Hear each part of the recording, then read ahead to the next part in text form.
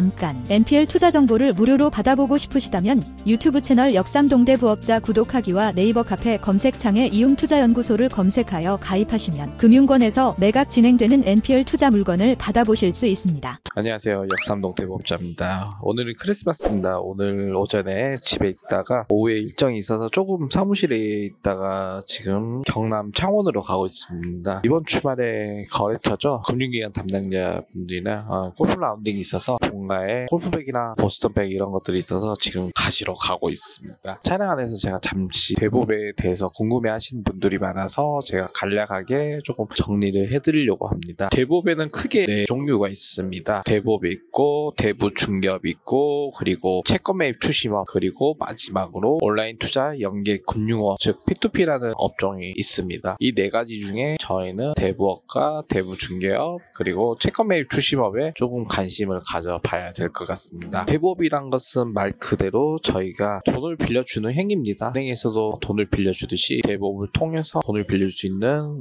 영업을 할 수가 있습니다. 대부업은 크게 지자체 대부업과 금융감독원 대부업이 있고요. 개인 사업자 같은 경우에는 지자체 대부업으로 해야 되고요. 그리고 법인도 가능한 걸로 알고 있습니다. 최근에 대부업도 자격 요건이 조금 까다로워진 걸로 알고 있습니다. 그 자격 요건이 자본금이라든지 이런 부분들이 조금 더 높여서 시장 진입이 좀 더 어렵게 만들어 놓은 것 같습니다. 금전 대부업에는 부담부대출과 담보대출이 있습니다. 저도 몇 년 전에는 부담부대출을 했었는데 가장 힘들었던 게 채권의 회수인 것 같습니다. 담보가 있느냐 없느냐에 따라서 채권의 회수가 결정이 되는 것 같습니다. 예를 들어서 부동산이라는 담보가 있다면 대출한 뒤 상환되지 않는다면 부동산 경매를 통해서 대출금 회수가 가능하기 때문에 대부업을 하시려면 담보대출을 하는 것을 권해드립니다. 그렇지만 대부업에서도 담보가 있다면 안정적으로 나갈 수가 있습니다. 예를 들어서 시세 10억인 아파트가 있습니다. KB 시세로 10억이라 가정할게요. 이게 1순위가 금융권에서 대출이 5억이 있다. 근데 후순위로 1억을 해준다고 가정을 해도 이게 부동산 경매에 들어갔을 때 100% 회수가 가능하기 때문에 이런 부동산 담보대출은 어느 정도의 안정성을 띠고 대출이 가능합니다. 저는 지금 담보대출은 하고 있지 않고요. 앞전에 얘기한 대부 채권 매입 추심업만 현재 하고 있습니다. 다음은 대부중개업입니다. 대부중개업은 말 그대로 돈을 빌려준 게 아니라 대출자와 대부업체를 연결해주는 회사라고 보시면 될 것 같습니다. 자본금의 요건은 따로 없지만 대출을 직접적으로 나가지 못한다는 점이 있습니다. 그래서 대출을 한 건 한 건 진행을 해줄 때마다 일정 부분 포기비죠. 중개 수수료를 받는다고 보시면 될 것 같습니다. 마지막으로 제가 지금 투자 중인 대부 채권 매입 추심업에 대해서 정리를 해드리도록 하겠습니다. 인터넷이나 다른 매체를 통해서 보면은 크게 2가지로 나뉜 것 같습니다. 이 부동산을 취득하냐 취득하지 않느냐에 따라서 차이가 있는 것 같습니다. 1차적으로는 저희가 부동산을 취득을 하기 위해서 NPL을 활용하는 방안이 있고요. 두 번째는 이 NPL 채권을 매입을 해서 경매가 끝이 난 다음에 배당이라는 절차를 통해서 투자 원금과 수익금을 회수하는 방법이 있습니다. 저는 후자에 속하는 배당 투자를 하고 있고요. 왜냐하면 첫 번째 말한 부동산을 취득하게 되는 경우에는 유입이나 사후정산의 방식입니다. 그 부동산을 가지기 위해서 NPL을 매수해서 실제 그 경매에 참여를 한 다음에 부동산을 취득하게 됩니다. 그렇기 때문에 부동산을 취득하고 명도도 필요하고 그리고 다시 재매각이란 절차가 필요하게 됩니다. 1차적으로 제가 사후정산이나 유입을 하지 않는 이유는 지금 같은 부동산 하락기라도 금융기관의 입장과 저희 투자자의 입장에 시각의 차이가 있습니다. 금융기관에서는 어느 선까지는 회수가 될 것 같은데 그 이하로는 매각을 안 한다는 거죠. 예를 들어서 10억짜리 아파트 있다 가정해보겠습니다. 근데 통상적으로 아파트의 경우 시세 대비 한 10% 정도 낮게 사면 잘 샀다고 보면 될 것 같습니다. 그 10억짜리 아파트가 9억에 낙찰이 된다 가정할게요. 그런데 8억짜리 원금을 할인해서 매각을 할 필요가 없겠죠. 금융기관에서는. 그래서 실익이 안 난다는 거죠. 그렇지만 예전에는 아파트가 12억이었는데 대출이 10억이 나갔습니다. 예를 들어서 12억에 80%로 가정을 해볼게요. 그러면 9억 6천이죠. 그런데 지금 시세가 10억으로 떨어졌습니다. 그러면 낙찰가가 10억에 9억 90%면은 9억에 낙찰이 될 수 있겠죠. 그렇게 되면 금융기관 입장에서는 9억 6천의 원금이라면 아무래도 손실의 여지가 있습니다. 그렇기 때문에 어떻게 보면 앞에서 말한 시세의 한 10% 정도 낮게 낙찰된다면 지금 시세는 12억이 아닌 10억에 대해서 90%라면은 10% 낮게 낙찰되어서 90%라고 가정을 하면 9억에 낙찰될 가능성이 높습니다. 그래서 저희는 금융기관이랑 사후정산이라는 시스템을 활용해서 아파트를 매입을 하게 됩니다. 그렇게 되면 저희는 금융기관에서는 이제 9억에 낙찰이 될 거니까 9억 이상의 이자랑 이런 부분은 받지 않는다고 보시면 될 것 같고요. 그리고 저희 투자자는 원금 9억 6천에서 이자랑 이런 게 합쳐져서 10억이 넘어간다면 그 금액을 써내겠죠. 1차에서 바로 낙찰이 될 수가 있겠죠. 사후정산은 이렇게 부동산을 취득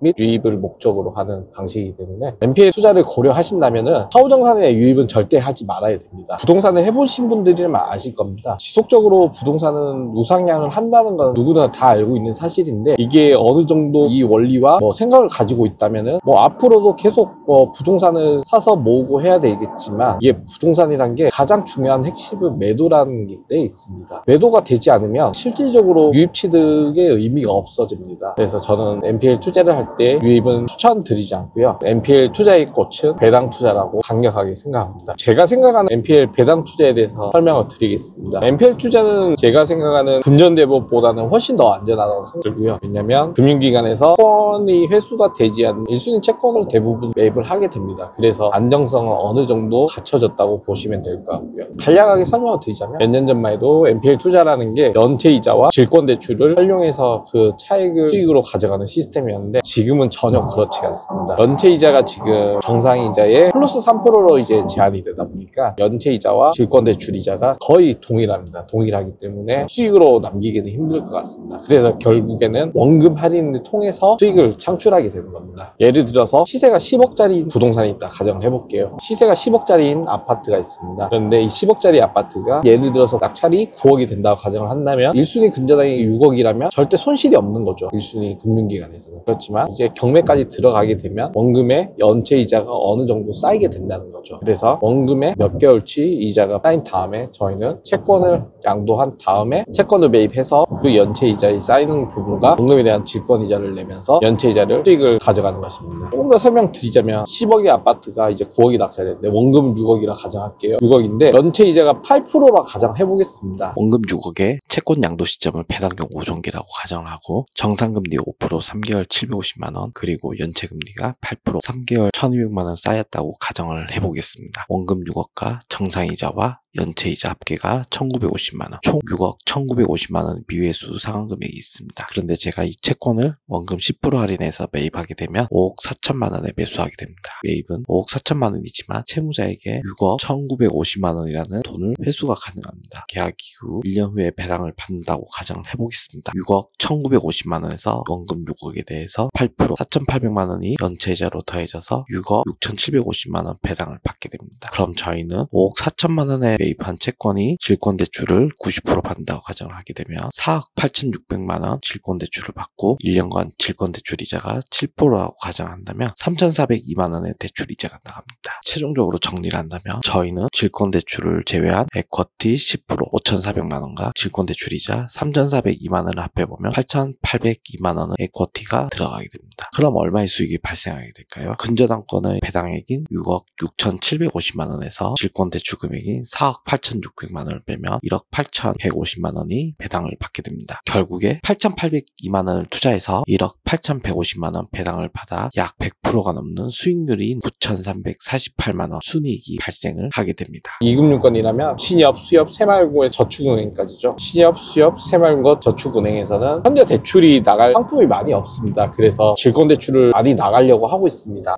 정말 안전하니까 어떻게 보면 경매를 통해서 회수가 다 되고 안전하게 대출이 나갈 수 있는 상품이 없다 보니까 많이 나가고 싶은데 나가지 못한 이유는 딱 하나입니다. 이제 충당금 이슈 때문에 대출이 조금 힘들고요. 그래서 그 부분만 해결이 조금 된다면 이금융권에서는 그런 질권대출을 조금 더 공격적으로 할 것 같습니다. NPL 투자가 제가 방금 설명에서는 간략하게 설명드리기 위해서 채권 6억을 매입하는데 대출을 5억을 받았다 가정을 설명을 드렸는데요. 예전에는 매입 금액의 90%, 많게는 97%, 8%까지 매입이 가능했어요. 제가 올해 초까지만 해도 아파트 채권 같은 경우에 LTV 자체가 낮다면 거의 98%, 99%의 대출이 나온 것 같아요. 그렇다 보니까 투자금이 작게 들어가는 거죠. 투자금이 작게 들어가면 아무래도 수익률은 많이 올라가게 되는 거죠. 그래서 올해 초 같은 경우에는 대출 레버리지가 높은 것들은 한 300% 이렇게 나온 것도 있어요. 지금은 개인 채무자 보호법 때문에 대출 한도가 많이 줄었습니다. 그 대출 한도가 많이 줄었기 때문에 투자금이 많이 들어가죠. 그래서 25년도에는 많은 NPL 업체들이 조금 힘들 것 같아요. 직원 대출을 할 때는 자기 자본 비율이죠. 에쿼티가 25%씩 들어가니까 그만큼 쉽지가 않다는 거죠. 그렇지만 뭐 저희는 그 부분에 전혀 개의치 않고 지금 12월 달에만 해도 지금 저희가 한 40억 정도 NPL 채권을 매입을 했습니다. 다 개인이고 NPL을 매입할 때 저희 자본 25%를 충족시켜서 매입하니까 전혀 문제될 거 없을 것 같습니다. 오늘은 제가 NPL의 종류에 대해서 대부업의 분야에 대해서 간략하게 설명을 드렸습니다. 궁금하신 점은 유튜브 설명란에 있는 네이버 카페 이음투자연구소로 들어오셔서 질문을 남겨주시거나 쪽지를 남기셔서 전화번호 남겨주시면 제가 아는 부분까지는 설명을 해드릴 수 있으니까 편하게 연락 주시면 될 것 같습니다. 그럼 내일 JB 우리 캐피탈에 대출 자서 일정이 있어서 기회가 된다면 또 한번 영상을 찍을 수 있도록 해보겠습니다. 오늘 영상이 도움이 되셨다면 구독과 좋아요 부탁드리겠습니다. 다음 영상에서 찾아뵙겠습니다. 감사합니다.